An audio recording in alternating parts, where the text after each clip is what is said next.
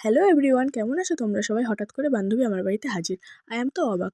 তো ওকে আর দাদাকে একটু ফুটি মিষ্টি দিয়ে খেয়ে দিয়ে তারপর আমরা বেরিয়ে পড়লাম। আর রাস্তায় ডিসাইড হলো কোথায় যাব। তখন ও বলল দক্ষিণেশ্বর। তো আমরা ৪ জন মিলে চলে আসলাম দক্ষিণেশ্বরের দিকে। আর আমার বাড়ি থেকে না দক্ষিণেশ্বরটা ওই ২০-২৫ মিনিটের মতো রাস্তা।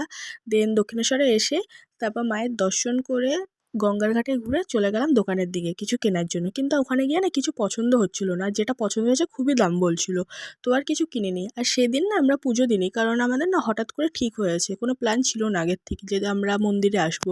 আর তার থেকে বড় কথা, ও সেদিন বাবানকে নিয়ে আসেনি, তাই বললাম নেক্সট টাইম যখন আসবি বাবানকে নিয়ে সেই দিন আমরা পুজো দেবো একসাথে। তো সেখান থেকে তারপর আমরা কিছু না কিনে বেরিয়ে পড়লাম মন্দির থেকে।